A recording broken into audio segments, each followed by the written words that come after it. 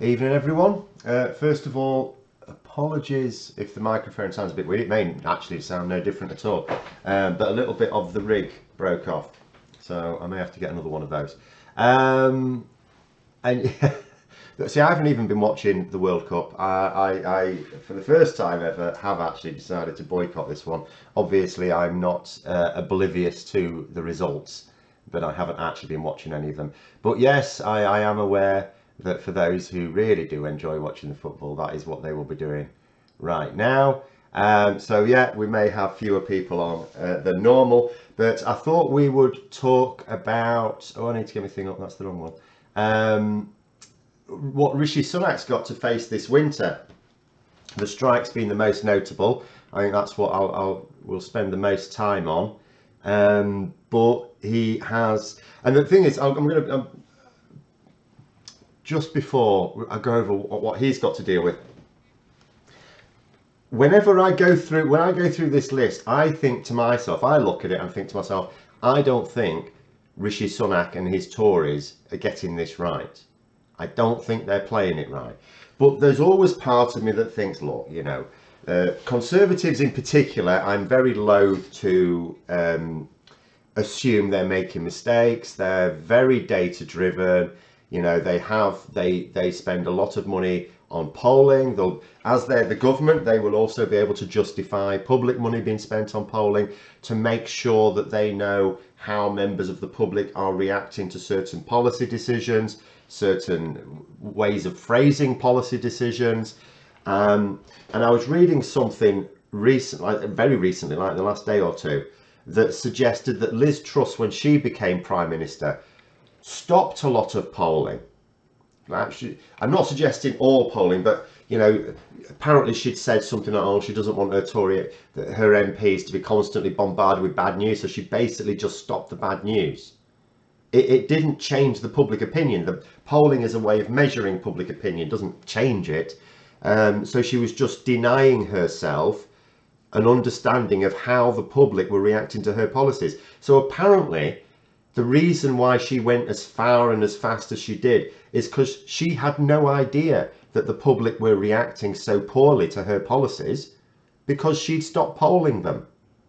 Even though we could see the national polls giving us the information that you would have thought was perfectly good for it. But the point is that the Conservatives, just like any other political party, they don't just rely on the same polls we get to see. They have their own targeted polls, so they're constantly up to date with what matters. And remember, they don't care about public opinion.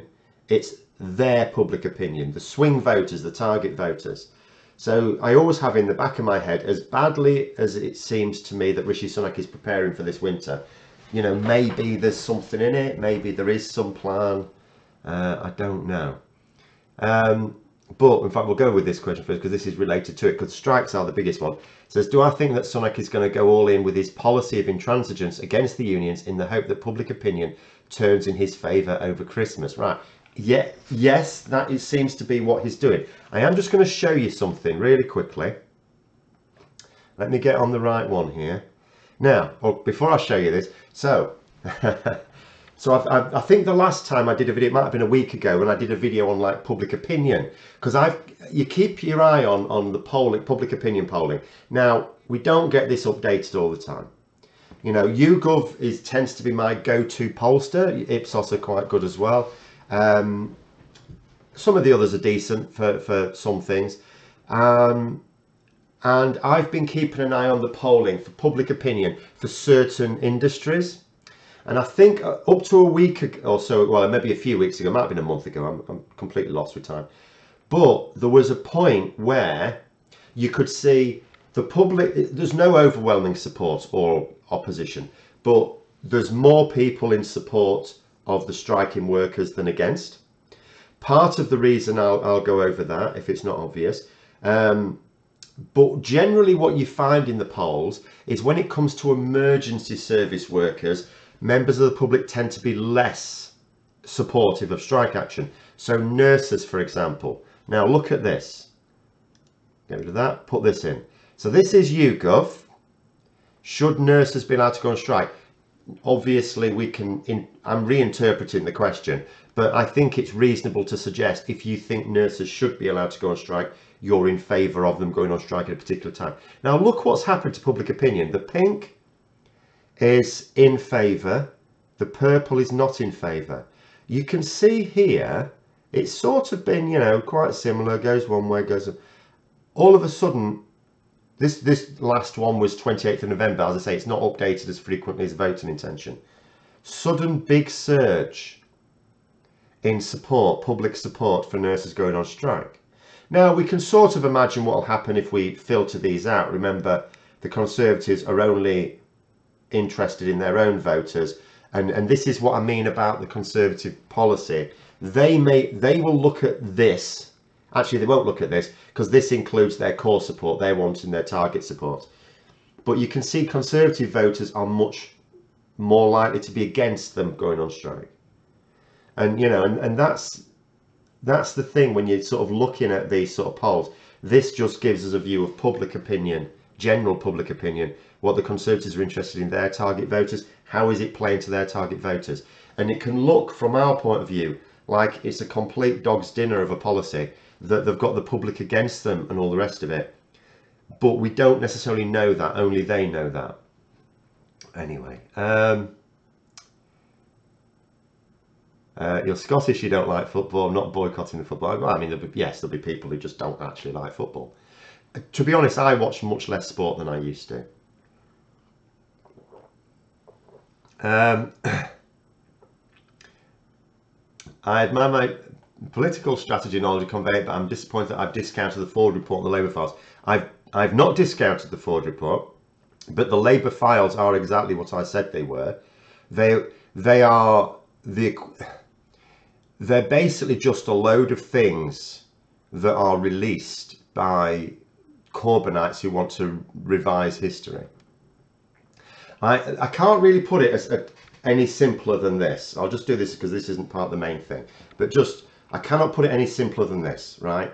If you've got a group of people who are trying to argue that Jeremy Corbyn was sabotaged from within in 2017 when he nearly won, and then you're going to say that once the people you're blaming for that loss, they were cleared out for 2019. In 2019, it was fully his own teams in place, entirely his, and the party was destroyed. How does that make sense? The only constant in 2017 and 2019 were Jeremy Corbyn's people. So how does that make sense? You've got to ask yourself that question when you've got a really weird discrepancy there. You've got to question it. But anyway, notice that Kwarteng in the news today admitted he went too far with his military budget. Well, Kwarteng is also trying to resurrect a political career. You know, the people behind Kwarteng are not going to give up just because they got their people into power and they blew it. They need to lick their wounds and come back again. So what they're going to try and argue is that the ideas were right, they just went about it the wrong way. You know, like Brexit. It's the right idea, it was just implemented incorrectly. So that's what they're trying now. So you'll notice he doesn't apologise for getting the idea wrong. He just, oh, you know, we just went a little bit too fast, or oh, we probably shouldn't have done that bit. Yeah, we got a bit carried away. Yeah, that was a mistake. No, the whole thing was a shambles from start to finish. No part of it could ever have worked. No part of it. What really happened is they thought they were in a position where they could do what they liked. That was ultimately it. That was the mistake they made. The mistake they made was in thinking they could do what they liked. The mistake they made, they thought that they had 2 years until the election, that you can't, and it's reasonable to suppose this, that the Tories can't get rid of another leader. How damaging it would be for the party to, when they've got a massive majority, to get rid of a second Prime Minister inside the same Parliament. So they thought that Liz Truss was solid and she could do what she liked. That was their mistake. Their mistake was in failing to recognise that although, yes, incredibly damaging for the Tories to have ended up with a third Prime Minister inside the space of 2 months or 3 months, that it was still less damaging than leaving her in place. That's what they didn't get. It's a Guardian headline, Labour refuses to promise repeal of planned Tory anti-strike laws. Yeah, I saw that. And at first, so what I thought at first, because we know that Labour have actually promised to repeal them, because Starmer has said so as recently as September. So in a speech, in a scripted speech, no less, a policy statement. So we know that they've said that. So when I read that, I thought to myself, well, probably what's happening here is they don't want to get distracted because the Tories want to make the strikes about Labour. You know, they're trying to make it a party political issue when it's not. So in actual fact, Labour have been quite sensible avoiding making it a party political issue. But then I actually, again, it's for the second time in the last week, I've seen Starmer reported saying a thing, and then you listen to what he actually said, he didn't say it at all. What's actually happened is Labour haven't refused to say they would repeal anti-strike laws. The government aren't proposing any anti-strike laws. So the headline is misleading. They are proposing laws which they haven't detailed yet. There's no paper out. We don't know what they are. But Rishi Sunak is proposing laws to reduce the impact of strikes, not to reduce the capacity to strike. And I thought it was a funny headline because I was listening to who was it? There was a member of the government on Wednesday morning, may have been the Transport Secretary, who was, Labour were saying to them, where's this, because there was going to be some like anti-strike legislation. So Labour would say, well, where is it then?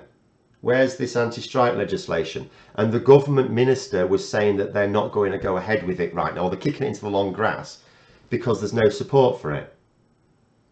So that legislation is not happening, or at least it's not happening anytime soon. In reality, it's not happening ever. So the legislation that people are now talking about is not, so it's misleading. It's a misleading headline. They weren't refusing to say they would repeal anti-strike laws. They were refusing to say they'd repeal laws aimed at minimising strike disruption. But because we don't know what those proposals are, they can't comment on it.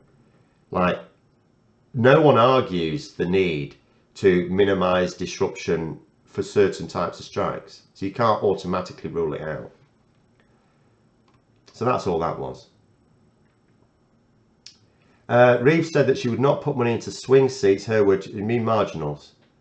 Potential interference, not Corbynites complaining. What's Reeves got to do with anything that happened in 2017?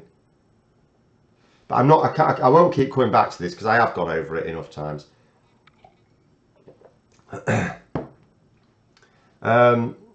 PR woman from the IEA is now advertising on YouTube, asking for subscribers. She advertised on my site. Can I do anything to stop it? No.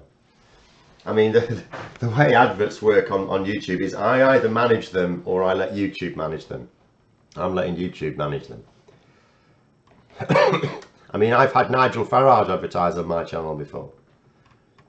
If he wants to pay me, that's fine. At the end of the day, it's up to YouTube who they have advertising on their things. Like I say, I either manage it or I let them do it. And first of all, I'd be no good at selling advertising, and second of all, that would make it just another full-time job. You don't get to, for example, tick boxes of people you do or don't want advertising on your channel. You either have YouTube deal with it or you don't. It might be better for a future switch to PR if Labour don't get a large majority at the next election. Well, yeah. I mean, this is what I talked about before with PR. You know, there was a time, and it's changed now. It could change back, but at the moment it's changed now. There was a time when you just couldn't see Labour winning a sizable majority, so there was a time up until like half a year ago when I just thought PR was very, very likely, you know, because if you think about all the pressures on it, you know, you have the Labour membership overwhelmingly in favour of it. You now have affiliated unions largely in favour of it. it is the fairest thing to do. We know that Keir Starmer is interested in decentralising power. Well, we don't personally know exactly where he stands on PR. He has talked positively about it, but he's never, as far as I can tell, at any point said, oh, I am for PR, yes. So we don't really know where he is on it, or indeed many of the leadership. We know Angela Rayner has said she's not in favour of it, but then she's from the northwest. That is the Labour heartlands that won't get in favour of it. But if you'd have had, for me, the biggest like trump card for PR was, I can see Labour, if they can win a sizable majority, thinking, well, we don't really want to share power, so maybe they have a strategy of the election that looks a bit dodgy, then go for it. But while it looks like they're going to win on their own strength, no. But if Labour were going to have to share power anyway or do deals, it would be easier with PR. It would be easier for Labour to govern if they need to govern with other parties with proportional representation as opposed to first past the post. Because with a first past the post system, it's like the public expects the government to do things. And if you're going to be having to do deals all the time, you won't be able to do very much. With PR, it does shift towards a coalition-based system of government. But anyway. Is the government focusing on the strikes issue to deflect from the Mone scandal? The Guardian investigation has caused more damage for them at the debate this week. No Tory MPs turned up. I don't know that it's that, because the government, I don't think the government has really changed its attitude towards the strikes across 3 prime ministers. You know, they're doing exactly what they did under Boris Johnson. I'm just going to get rid of this actually, which is to try and prevent deals coming. Because you'll notice this. So when it comes to the strikes, you'll notice this. There's actually been a lot of strikes going on. There's been strikes in the private sector going on, but we don't hear about those. There's been a lot of success stories for unions winning decent payouts in the private sector. You don't see those in the mainstream media. It's all about the public sector and the railways, which is sort of a weird combination of private and public. Anyway, so it's the public sector workers effectively where the focus is on. And it's like, well, this, you know, and it's which I keep finding very odd, because although when it comes to the public sector strikes, yes, the government have a much larger role to play in it, and it's right that the media focus on that, but they're not actually focusing on the government's role in the strikes, just the fact of them. But in terms of, are the government doing this to distract from it, I don't think so, because as I say, their attitude to the strikes is as it has always been. It hasn't actually shifted. The Mone scandal could be damaging for the government, but at the same time, I think they're probably quite pleased that the focus is on Michelle Mone. Because if the focus is on Michelle Mone, it's on one person. Well, it's one bad apple, isn't it? What they don't want is for the media to cast their net wider and say, actually, there was loads of it going on. This is just the worst, but there was loads of it going on. Because all of a sudden, once there's loads of it going on, are we getting football updates here? When there's loads of it going on, then all of a sudden it becomes less about a bad apple and more about the barrel, you know. So why did so much go on? Because it's like, if one person corrupts the system, it's not necessarily the system's fault. It's just that one person. But if the public were to be told about the sheer scale of it, all of a sudden it's saying, well, why were the government doing this? Labour's never won a proper second term except under Blair. No, indeed. It'd be a huge gamble by Starmer to assume he was going to get a second term. Well, I mean, you'd play it on here. I mean, this is when I did that video on what, and it's only what might be Labour's strategy. I don't know what at all they are discussing when it comes to PR. For all I know, it might be in the manifesto, you know, but there doesn't necessarily have to be an assumption you win a second term. Again, they'll keep the polling up so that they can know where they are with that. And as I say, if if their polling tells them that putting proportional representation as a definite thing, not like Tony, because some people will say, oh, Tony Blair sort of promised PR, and it's like, I thought that too. I was quite young at the time, but I have since read back the 1997 manifesto, and it heavily implied it, but all it actually committed to was a review to work out a way to implement proportional representation. There was no actual manifesto promise to implement it. So actually, because that review took place, they did sort of follow through on the manifesto promise. So what I mean is no dicking about this time. A solid commitment to introduce proportional representation before the next election. If they were to do that, you can imagine a lot of Lib Dem and Green voters, at least, even non-partisan voters, suddenly voting Labour to get it across the line. So there is an argument. If you think you're going to win the next election without that policy, why not put it in your back pocket for later? And the other advantage, as I say, is it gives Labour 2 terms to do something with. Because here's the thing, a lot of people in favour of PR, I don't know one way or the other, because I don't know. But there are a lot of people behaving as if it would be a big vote winner, in which case you're basically arguing that Labour should leave it till the next election.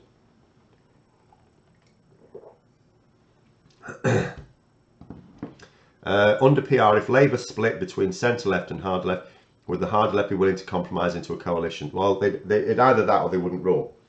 It's as simple as that. You know, I've often thought of, because you know, for me, and I've said before, PR is, for me, the most important policy. Yeah.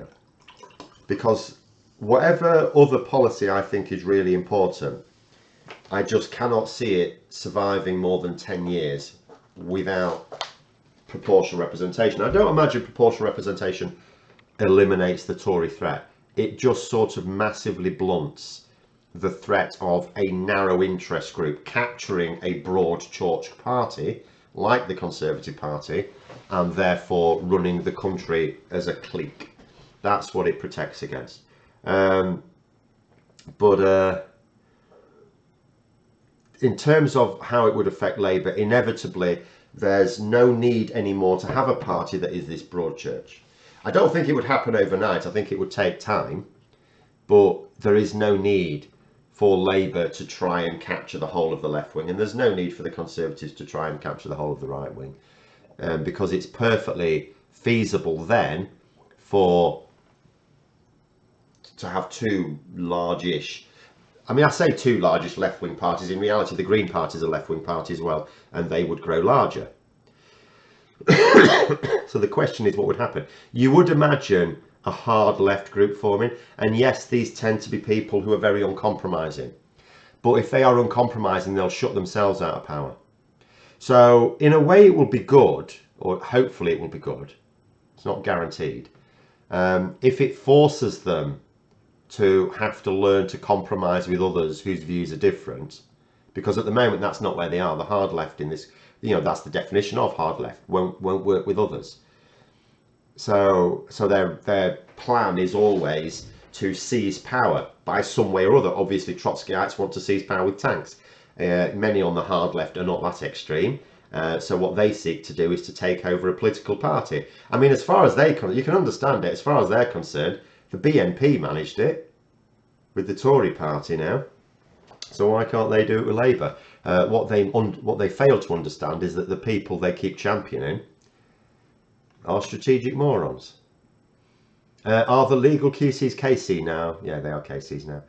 Going on or being on strike, or did I imagine that? No, barristers were on strike, and they're not anymore because, ironically, when Liz Truss became Prime Minister, basically pretty much the only decent thing she did is Brandon Lewis it was. So Brandon Lewis was made Justice Secretary. He replaced Dominic Raab.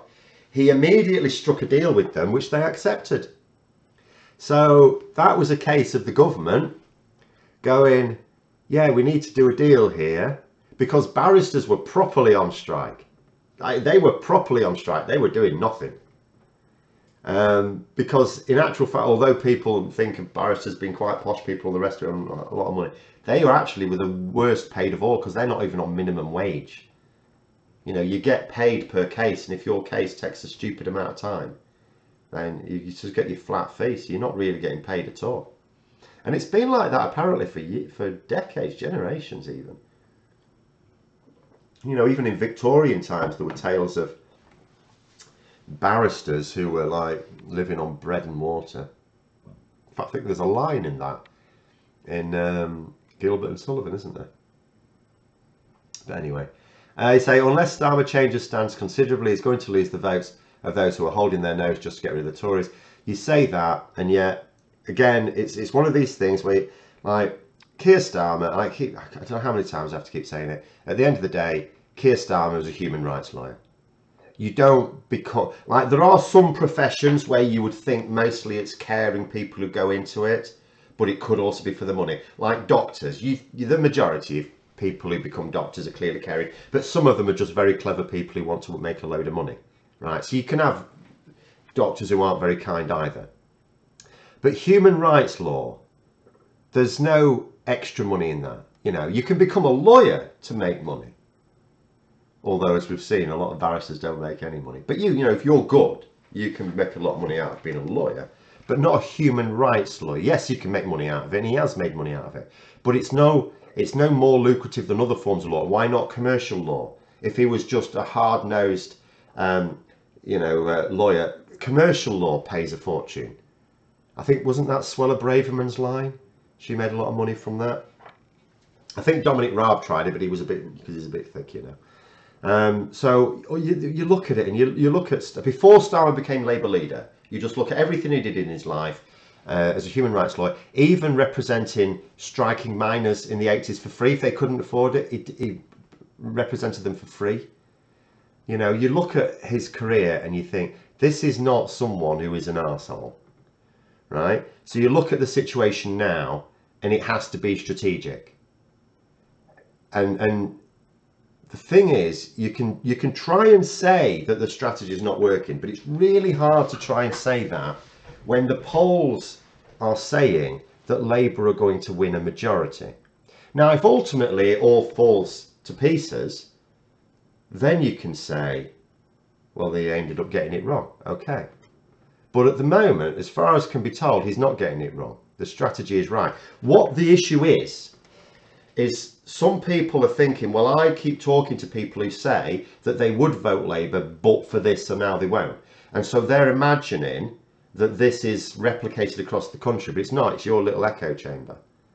You know, I see it all the time on social media as well. If I was to think that the social media that I am exposed to was a microcosm of the voting public, I would imagine he's getting it completely wrong.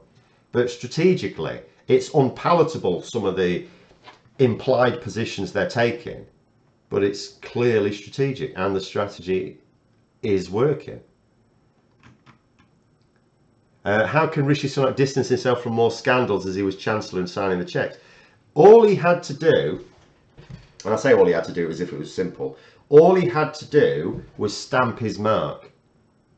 For example, I was discussing the video today, he's got an opportunity to toughen up the standards of behaviour of his ministers, and he looks like he's going to try and get out of it. You know, he made this big speech about integrity. People would be prepared to believe that, yes, although he was Chancellor, that Boris Johnson was the boss and he had to do a load of things that he didn't really want to do, because Boris Johnson is ultimately in charge. So Rishi Sunak, when he became Prime Minister, had the opportunity to say, no, I'm going to do things different. And in some ways he has, of course, but now the buck does stop with him. So the public were prepared to give him the benefit of the doubt. The public tend to be a little bit too kind-hearted for my liking at times. But that is the situation. And he'll now, you know, stand or fall on what he does as Prime Minister.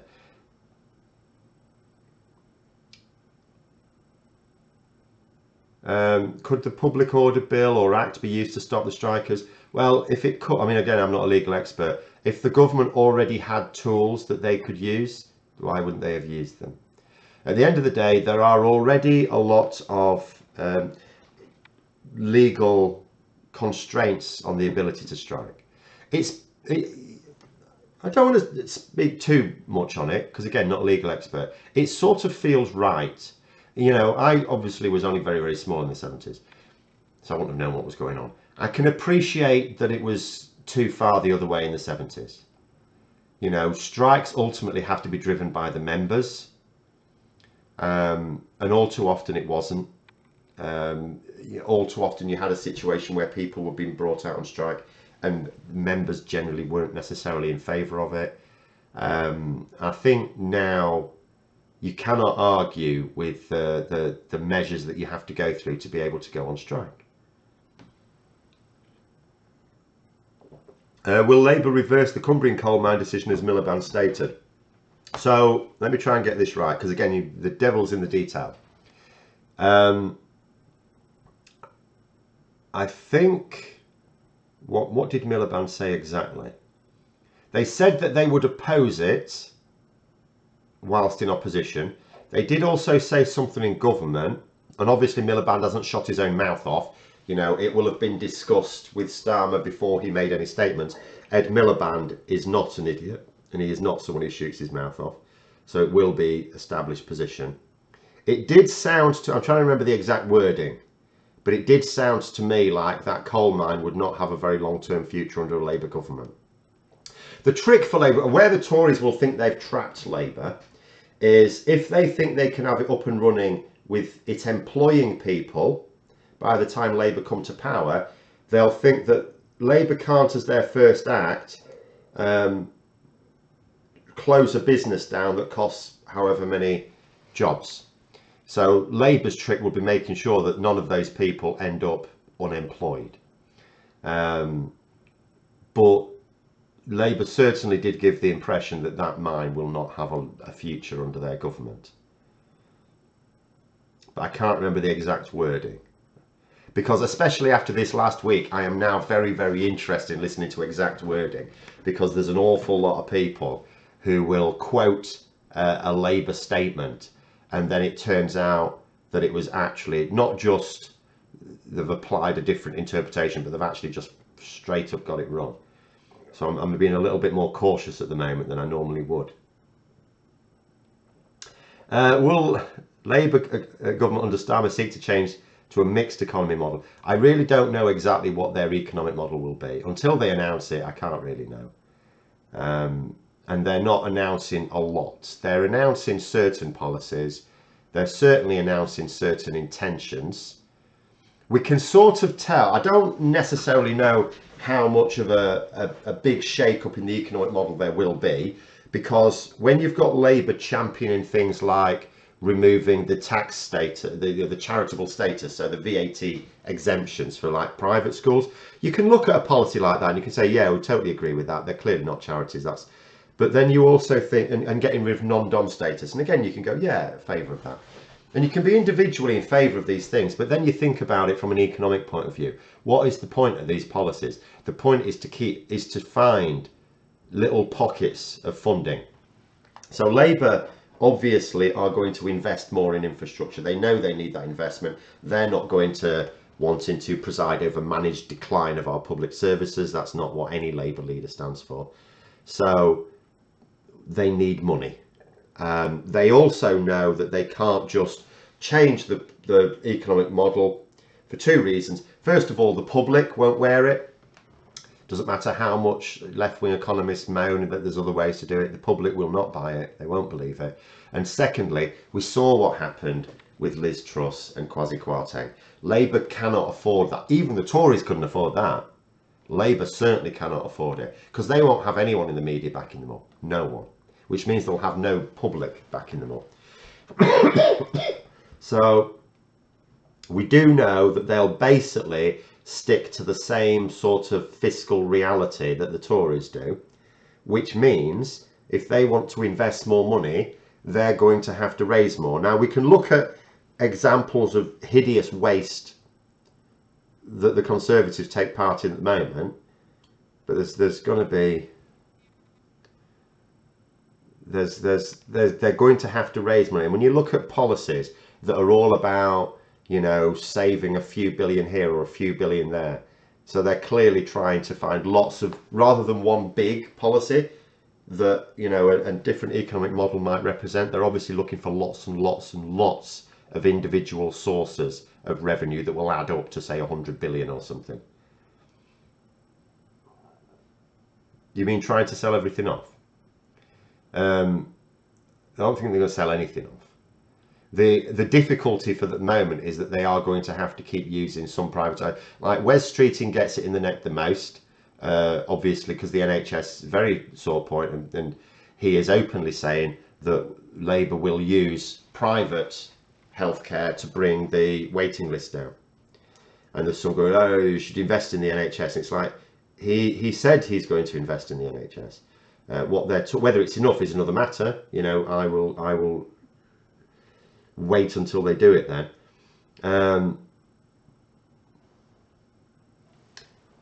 Surely that's why Starmer has been palling up with Murdoch. He's been doing the opposite. Are you crazy?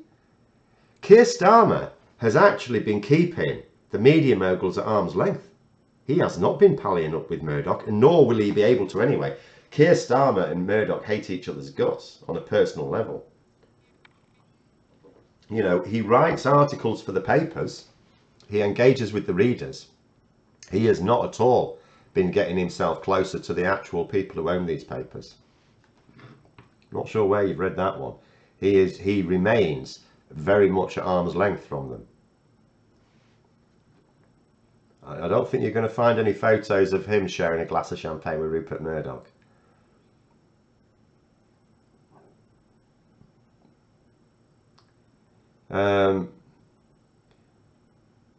Doubts over Starmer keeping on Miliband if he becomes PM. Why? Ed Miliband's one of his most able cabinet ministers.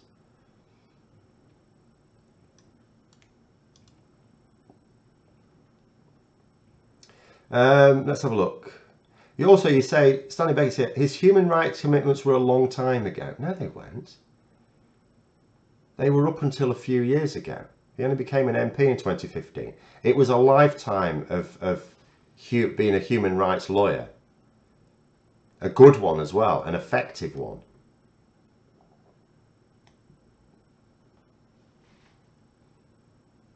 You say he went along with the law giving immunity to police committing crimes when working undercover. No, he didn't.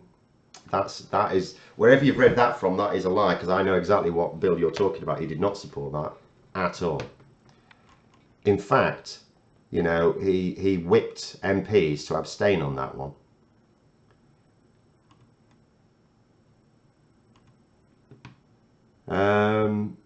We seem to have gone in. We seem to have strayed here from looking at what the government are going to do to avoid accountability to suddenly making the party of opposition accountable for everything the Tories have done, which is a weird one. Remember that Javid gave private health companies something like a couple of million quid. Well, Sunak, of course, he's been off when he was Chancellor, visiting America, not on government business. There was no records of any government business taking place, no meetings with government officials in America, but meeting like private equity firms and stuff like that. It couldn't be more blatant that the Conservatives are trying. And people keep saying sell the NHS off, and I always like balk at that. They're not selling anything, they're giving it away. They're giving it away. They just want it gone. And that's why, you know, these strikes at the moment, you look at it and you think this is, they're loving it. If they, as long as they can survive politically. Sometimes I even wonder if they care about surviving politically. Again, it keeps coming down to this. Do the Conservatives think they can win the next election? If the answer is no, and they're just trying to minimise their losses, then actually, even if their own target voters are put off by the strikes, do they care? Because here's the thing, they actually, as long as they can withstand the public disapproval, as long as they can factor that in, they can face the unions down, ultimately. Unions have got no legal recourse to demand parity on pay, you know, real terms pay levelling at least. They've got no ability to do that through the courts. Striking is all they can do. And if the government fundamentally don't care how much the public are pissed off by it, the strikes ultimately cannot win. And the consequence of it, people will say, well, then a lot of these workers will go and get a job somewhere that pays more. Yeah, the government want that. There are certainly some Tories that want that. I don't know how many in government want it. I do know that there are some Tories that want that, because then that weakens the likes of the NHS even more. And they'll be able to claim that they're putting more, they've got more nurse training places on, and there's the funding there to pay for all these nurses and all the rest of it, but there won't be the nurses or the doctors or anyone else. Starmer's writing a book to be published by Murdoch's press. Well, that's not pallying up to him, is it? You know, if I go to the shop, local shop round here to buy a Mars bar, you know, there's a good chance, because this is Tory central, there's a good chance that that shop is owned by someone who votes Conservative. That's not me pallying up to the Conservatives. That's just using a service.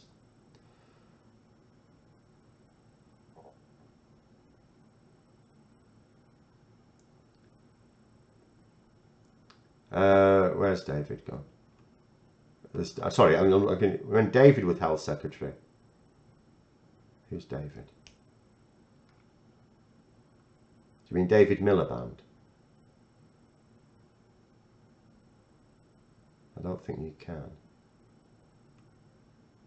You might do.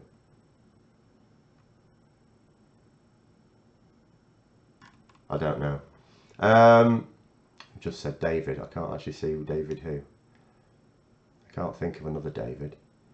James O'Brien had a take on him as seeming like a person who always tries to find a way to do more. It's what motivates him. I know he's not exactly unbiased, but that's an endorsement. On who? Oh, on Starmer. Yeah, well, at the end of the day, it comes down to this. I believe that most political parties, including Labour, when they put something in their manifesto, they mean to carry it out. They won't lie on the manifesto.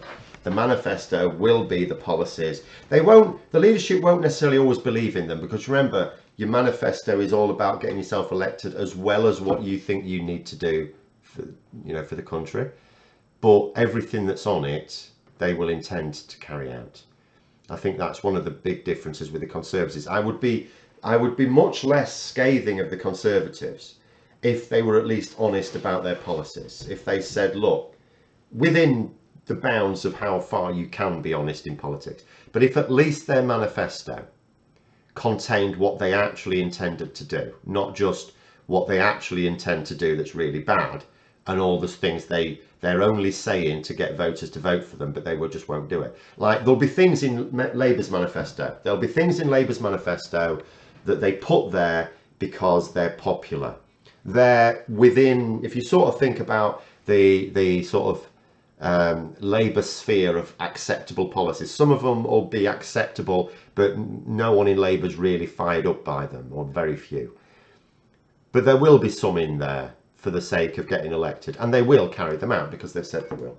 That ultimately it. Now, how effectively they do it, that can only be tested once they are actually in power. Do I think the RMT Christmas strikes were a mistake? Calling them off would certainly help to maintain public support and garner brownie points. I don't know that it would, in all honesty. I don't actually see it as being that big a deal. I know I don't travel anywhere, so it'd be hard for me to anyway. At the end of the day, Mick Lynch has said to Rishi Sunak, let's have a meeting then, because we have still got time to call them off. Bear in mind, the RMT did also, when Rishi Sunak became Prime Minister, and it looked like the government might start to be a bit more agreeable, they actually did call off some strikes. Whereas now, Lynch has actually said to Sunak, well, let's have a meeting then. And Sunak's refusing. So, I mean, it's like I said right at the start of these strikes, the unions will need to play the PR game very carefully, just like, I mean, they're like political parties in many ways.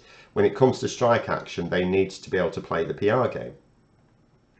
So, that'll be up to them to do it.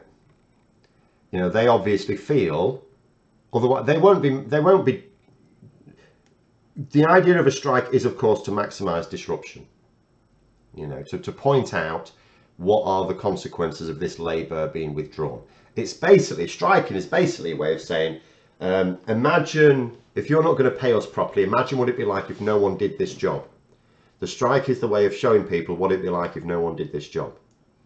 You know, so you do it when it's going to be particularly disruptive. But at the same time, in fact, someone's saying, aren't you not striking at? It's not at, no, it's not technically at Christmas. But then it could be argued not many people travel at Christmas. It tends to be you travel. I think the argument is that you travel a bit before Christmas if you're going to go visit someone, and then you travel back. Well, I suppose it's not after Christmas, but later on. But I just think that they will have thought very carefully about the timing. And maybe the strikes will escalate into public protest. We don't really do that in this country. We grumble over the cornflakes is what we do in this country. We are very, very bad at protesting. You know, this is why the government this is why there's some countries where the government just simply doesn't understand. Sorry, people just don't understand how our government gets away with what it does. There's all sorts of differences, but one of them is just that we are far too chilled out, really, as a population. I mean, don't let drunk English football fans fool you. We're a very laid-back people, really, who tends to grumble. Will grumble and complain and do nothing. All sorts of theories as to why this is. Partly being that we've never moved away from sort of feudal attitudes. Means Javid. Oh, sorry, later on when it said David, it's Javid. I see. I was getting confused because I couldn't think of a David who's been health secretary recently. Right, Sajid Javid, yes. Sajid Javid openly wants a US-style private, unregulated private health care system, of course. Tory manifesto, we will commit crimes. Well, the thing is, the crimes are because they're trying to hide what they're doing from the public. If they could be at least more honest about their policies, then if people actually voted for them in large enough numbers, they'd be able to put those policies in place without committing crimes. They wouldn't need to commit the crimes.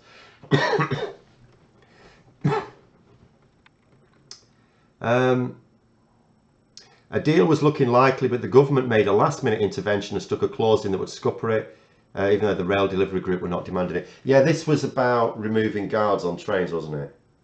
Yeah, I saw something like that. Either way, even the... I mean, am I wrong? Isn't the current payoff are still 4% and then another 4%? They're trying to say 8% over 2 years. You shouldn't... The media should never, ever parrot something like that. 8% over 2 years, just to make it sound big. Oh, 8%, that sounds good. No, 8% over 2 years is 4%, and then another 4% next year. But bear in mind, inflation's getting on to about 11% for this year, isn't it? And next year it's going to be something like 6. Obviously, we don't know exactly, but it could easily be something like 6% next year. So really, if it's going to be over 2 years, it should be a 17% pay increase, shouldn't it? At least.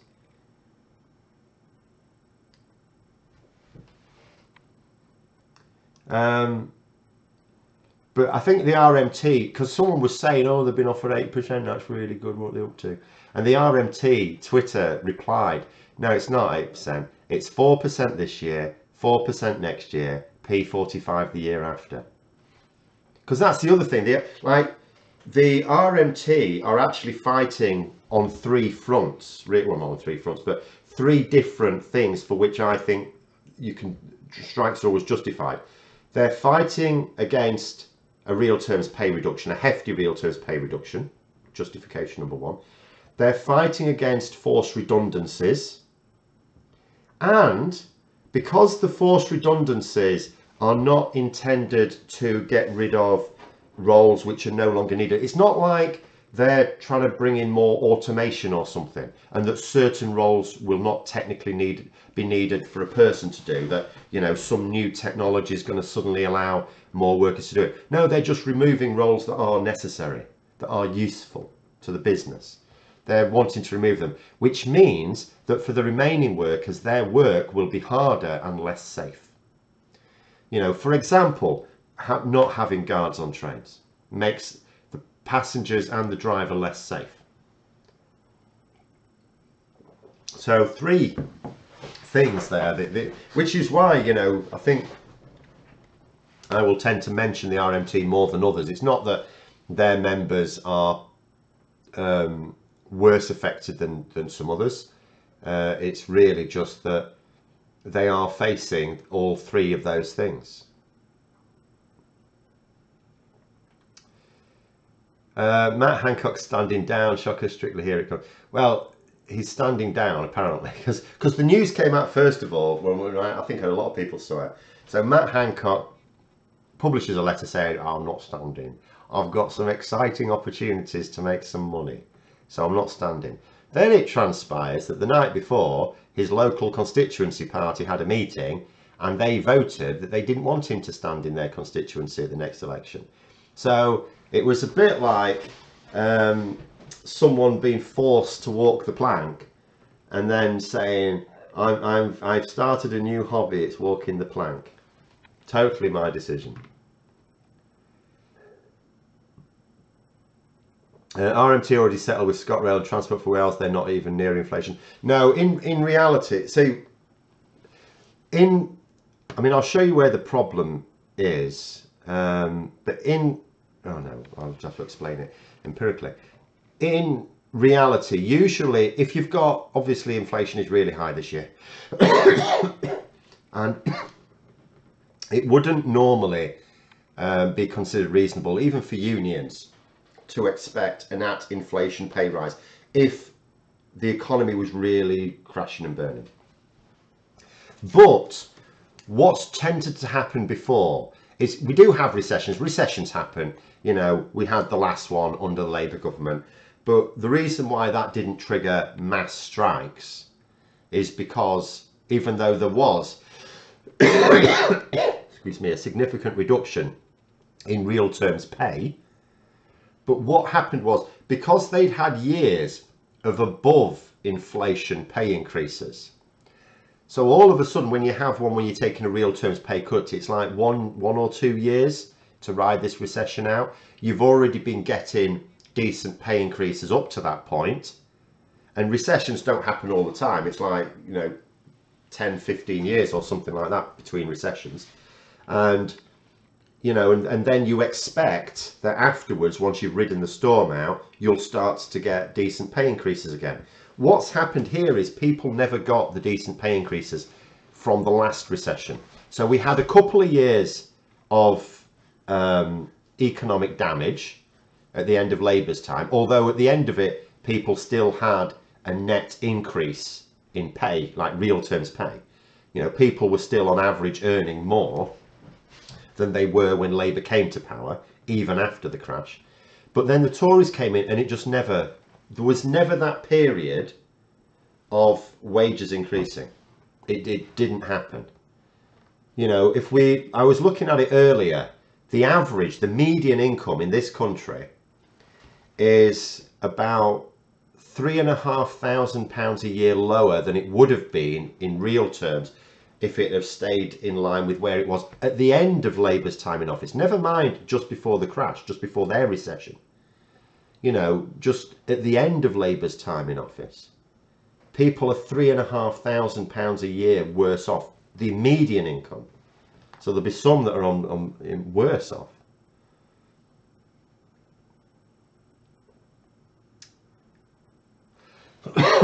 Anyway.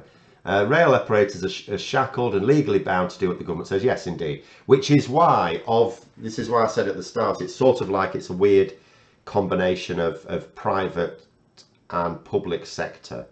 They're privately owned, but as you say, it's a public service still, and the governments give out contracts, and they can't just conduct their own negotiations.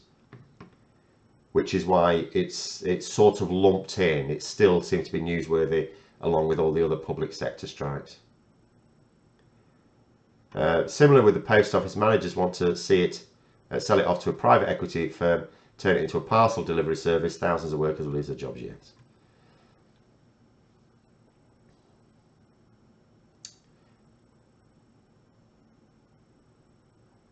Often travel on train late at night, would not want that without knowing help was at hand if someone was attacked or had a heart attack or something like that. Yeah, exactly. And this is the thing, I mean, there's some of the train companies, TransPennine, I mean, I know someone who uses trains on a daily basis to get to Sheffield. Well, they don't at the moment because the trains aren't running. And it's nothing to do with the strikes either. They're just taking the piss. So what they're doing is so obviously a rail operator, this is the problem with having a privatised transport operator, because some of the routes will be commercial and some of them won't be. There'll be some services they have to operate as part of like the charter. The government say, well, look, we need these services on. So as the private owner of this franchise, you have to accept that you have to run these services that don't make you any money, but they're your loss leaders. You just have to do it. Overall, you make money.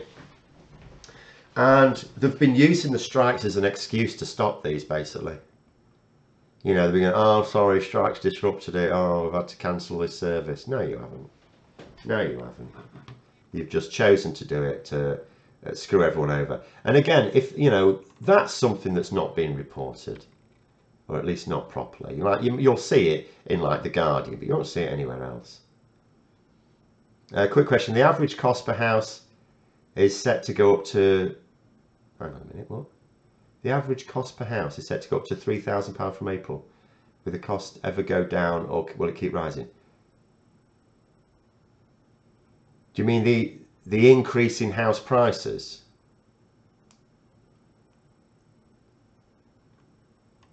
Will it ever come down? It'll never come down unless you have a housing crash, which you might do. I don't know.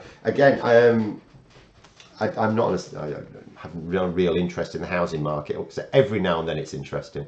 You need to use the different bias to get my attention. Well, no, sometimes I'll see other things, but orange is very distinctive. But I don't know. I mean, I don't pay too much attention to the housing market, in all honesty. Sometimes it becomes very newsworthy, and then you do. But you can be aware that there can be a housing crash where all of a sudden loads of the value goes down. But generally speaking, the value of things just stops going up as quickly. It carries on going up.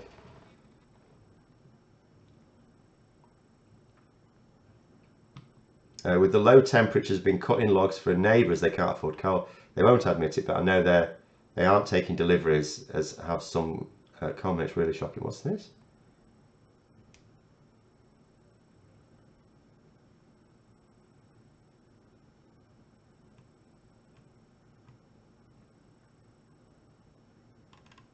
I wish I had a log fire. Unfortunately, we just have to use electric heaters or the central heating.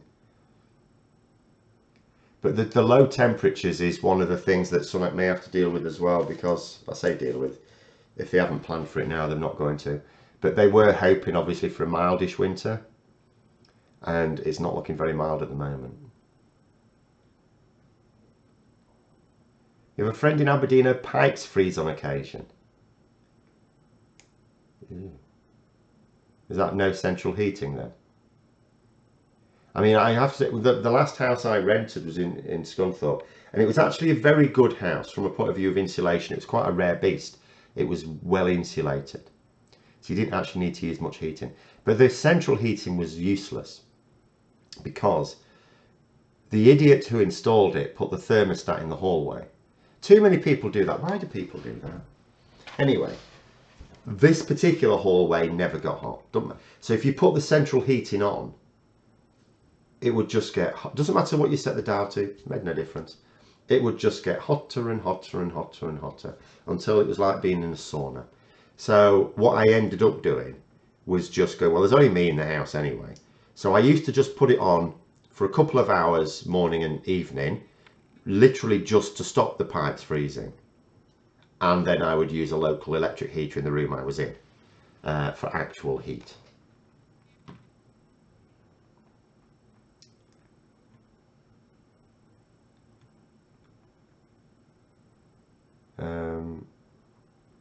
Will the Tories privatise the NHS before the next election, including funding from health insurance instead of taxation? No. No, there's a lot of stages they need to do. In terms of privatised, bear in mind it must now be up to a good third of it is already privatised. In other words, it's probably fair to say that a third of all services that you think are from the NHS are probably privatised, like you're getting from a private healthcare provider. Now, here is where some people are not necessarily paying too much, where they are giving like West Street in stick, is it has to be said the majority of voters aren't that bothered whether the NHS is run as I think it should be, which is entirely state controlled, publicly funded through taxation, which is what the NHS used to be, or if it's more like a tightly regulated private healthcare system of the sort of Germany. They don't care as long as it's accessible to them. That's all they want. All a person wants to know is, when I need healthcare, can I get it? At the moment, the answer is no. And this, of course, is part of the Tories' plan. They want to say to people, you can't get healthcare when you need it. That's because the model is no longer fit for the 21st century. That's what they're trying to say. But they're still a long way off getting people to believe it. So they can't get it all done in the next 2 years. They can make the situation much worse. And as I say, when Labour come in, people will complain that Labour will actually spend a lot of money on private healthcare provision. But Labour will need to get that waiting list down, because all people care about is getting the healthcare treatment. If you go and tell at the moment it's 7 million people waiting for hospital treatment, you say to them, look, we've got a long-term plan to fix it, right? But you're still going to be on the waiting list, because although we're going to pump the money into it, it's going to take a long time to build up the infrastructure and get the staff in place and all the rest of it. Those voters aren't going to vote for them next time. Because Labour have to promise to get the NHS working. All the NHS is, as far as people are concerned, it's the ability to go and get your healthcare needs met without having to pay that, without having to worry about the money. You pay for it already as part of your taxation. That's all they want to know, that it's free at the point of contact. Before the Conservatives can properly turn it into an American style system, they'd have to do a lot of other things first. They'd first of all have to privatise the whole thing. The whole thing would have to be privatised, but still publicly funded. Like railway companies, like the railways. They'd still need it to be like that. They'd also need to get people to start having to pay for NHS treatment. Now, already they've got people, if people can afford it, and why wouldn't they? If you are faced with a situation where if you want to try and get an appointment with your GP, it might take you 2 or 3 weeks or more. But if you've got the money, you can go private and get an appointment the next day or the same day. Then they've already got some people who've got the money going, well, I'll just have the private healthcare then. And top it up with the NHS, where the private healthcare is either unaffordable or it doesn't exist. So, yeah, right, we better go for the last few now. Has Labour mentioned anything about replacing GCH with geothermal heating? I don't think geothermal heating has been a big feature now. I think heat pumps has been mentioned in terms of attracting subsidies, but I don't, until we see details, we won't know. We know that they've, in terms of Labour's policies for houses, we know that they were insulating loads of houses before the Tories took over, and then it went basically to nil. We know that that's part of their plans to get that started up again. In other words, to reduce energy use in the first place to heat homes. We know about the plan for Great British Energy, which again is a broker, but still, it's a start. Beyond that, I don't think there's that much. Netherlands has an excellent private healthcare system. I mean, obviously I've not experienced any other country's healthcare system. I say obviously, I might have done, but no, I haven't. But I still say I don't see how anyone can really justify a private healthcare system when there's always, if it's private, there's profit. And it's like, why spend the money on profit? I don't get that. Because it's not reasonable to say that you need the private healthcare that's always the argument, oh, because they can innovate.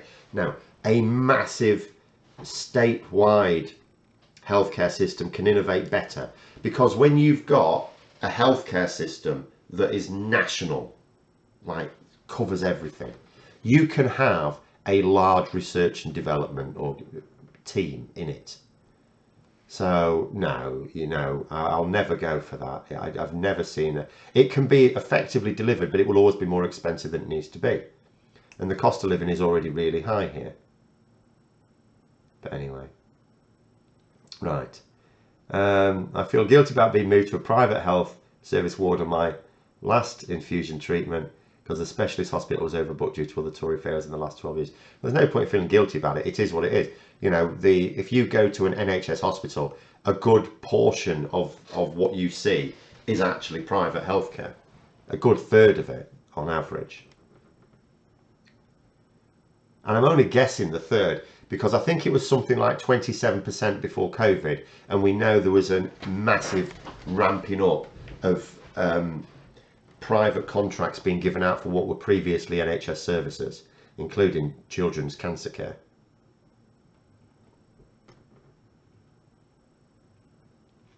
Oh, you got your pensioner neighbour an electric overthrow for Christmas too. Gave it a few weeks ago as it got colder. Yeah, I got my partner one of those because so what I do for my partner, because she works, when she works at home in the dog's room, what we call the dog's room, it's basically a converted garage. It's not exactly the warmest house in the room. So I got her a heated seat for her office chair, which she loves, and then a heated throw as well.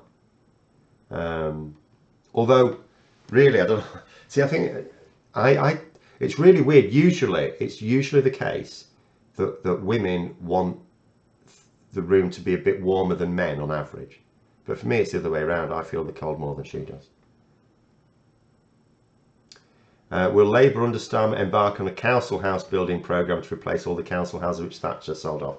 I very much doubt it, in all honesty. I very much doubt it. The issue there will be the funding.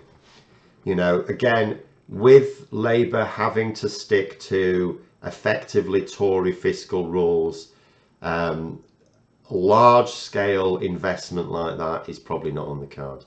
What they will have to do is increase the amount of social housing that private developers have to do. I mean, for my money, again, this is an area where I would want the states to be involved. There are some areas where I think the private sector's fine, like food supply chains. Generally, that's fine. Leave it. But housing, no. Because housing developers want to maximise their profits, and they will not only lobby ministers, and they'll come up with all sorts of reasons, or they'll buy land and then sit on the land and not build on it for ages anyway. There's housing development a few miles away from me.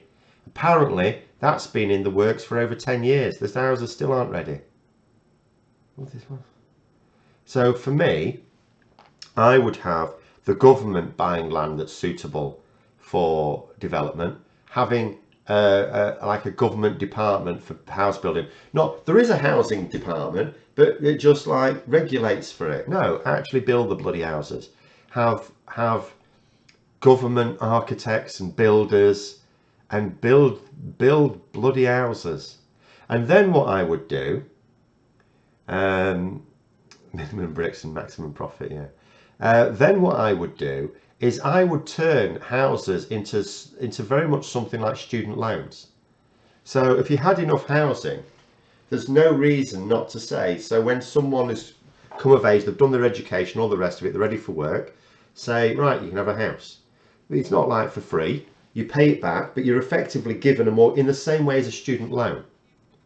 And it would only cost the same as a student loan as well. And you pay back a certain amount. Like with a student loan, you don't pay anything back until you're earning a certain amount. With this, you pay it back immediately, but it'll be like 10% of your earnings or something. So you pay it back over time, and then at the end of it, it's yours. Done. Something like that. But anyway, right, we'll have to finish off. Let's just see if there's any other ones. I don't think so. Oh, I heard just the other day people are being asked to pay anything from £300 to up to £1,000 to actually view a potential rental property. I'm assuming this is in London. No return if they don't want it. It's a right scam. That is a scam. I strongly suspect that would be illegal. Literally a scam. I have heard of some very dodgy things going on in the London rental market. I suppose some of them might be replicated elsewhere as well. But yeah. But anyway, right, we'll have to keep it there. I've gone over already. Completely derailed what I was going to start talking about, but never mind. Thanks for coming on, everyone. Hopefully my voice will be even better next week. It's actually fine. I've not got a sore throat, but I just do keep coughing still. But have a good evening, and until next time, I'll see you later.